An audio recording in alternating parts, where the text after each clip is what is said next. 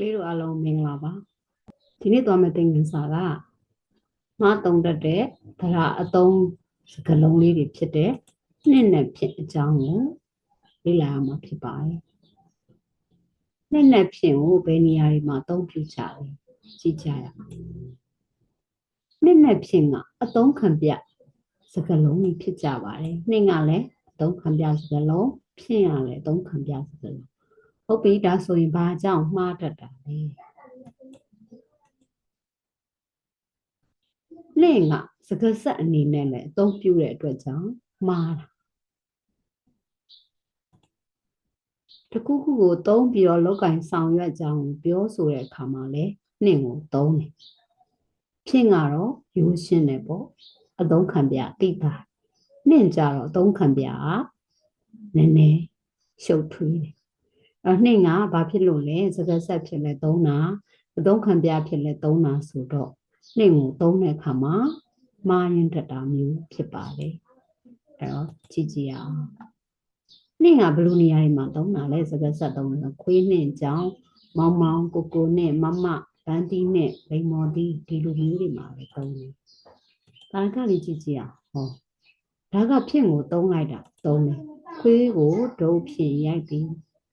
ခွေးကိုဘာကိုသုံးပြီးရိုက်လိုက်တာလဲဒုတ်ကိုသုံးပြီးရိုက်လိုက်တာဖြစ်တဲ့အတွက်ကြောင့်ဖြစ်လေးကိုသုံးတာကဲဟုတ်ပြီနောက်ထပ်ကြည့်ကြည့်ပါဦးဘာလာမှာလဲကဲကားနဲ့လာခေါ်ပါတွေ့လာပြီနော်ဒီမှာလေးလေကားနဲ့လာခဲ့ပါကားနဲ့လာခေါ်ပါဆိုင်ကယ်နဲ့လာခေါ်ပါဒီလိုသဘောမျိုးလေးနဲ့ဆိုတာလေးကဒီနေရာမှာကြတော့အသုံးခံပြအနေနဲ့သုံးလိုက်တာမျိုးဒီနော်နောက်ထပ်တစ်ခုကြည့်ကြည့်မယ်ကဲမှားသုံးနိုင်တာလေးကနဲ့ဆိုတဲ့စကားလုံးလေးကမှားသုံးနိုင်တာရကလေးကြည့်အောင်ဖတ်ကြည့်ပါဦးတာရကမောင်ဘသည်မောင်လှကိုဒုတ်ဖြင့်ရိုက်ဒီတာရကမှာဆိုလို့ရှိရင်မောင်ဘကမောင်လှကိုဒုတ်ကိုသုံးပြီးတော့ရိုက်လိုက်တာမျိုးရှင်းတဲ့အတွက်သိတာလို့ကဲဒုတိယတာရကလေးကြည့်ပါမောင်ဘသည်ဒုတ်နဲ့မောင်လှကိုရိုက်သည်ဒီစာကြောင်းကိုမိမိဆိုတာနဲ့လူတွေထင်ရမှာကဘာလဲဆိုတော့မောင်ဘကဒုတ်ကိုသုံးပြီးတော့မောင်လှကိုရိုက်တယ်တာမန်ဆိုဒီလိုမျိုးထင်တယ်ဒါပေမဲ့ဒီစာလေးစဉ်းစားကြည့်တော့ဒီစာကြောင်းကအတိတ်ကိုနှစ်ခွသုံးခွထွင်တယ်မောင်ဘကဒုတ်နဲ့ဒုတ်ကိုလည်းရိုက်တယ်မောင်လှကိုလည်းရိုက်တယ်နောက်ပြီးတော့မောင်ဘကဒုတ်နဲ့အတူလာတဲ့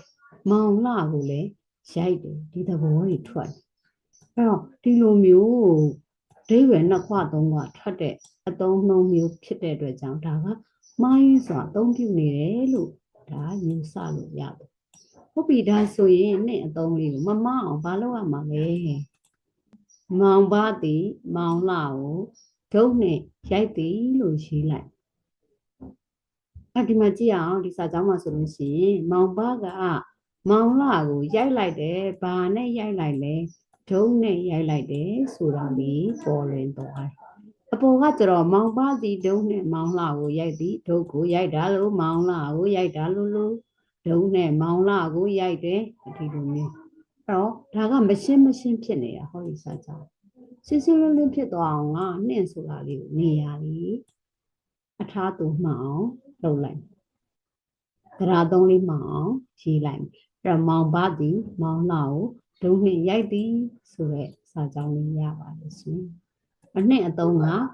မှားပြီးတော့အသုံးများကြပါတယ်ဒါလေးကိုသိစေချင်တာပါအဲ့တော့နှစ်ကိုဘယ်မှာပဲထားရမှာလဲကိရိယာနာမှာကပ်ပြီးသုံးရင်တရားသုံးမမှားနိုင်တော့ဘူးလို့ထပ်ပြီးတော့မှတ်လို့ရပါတယ်ရှင်ကျေးဇူးတင်ပါတယ်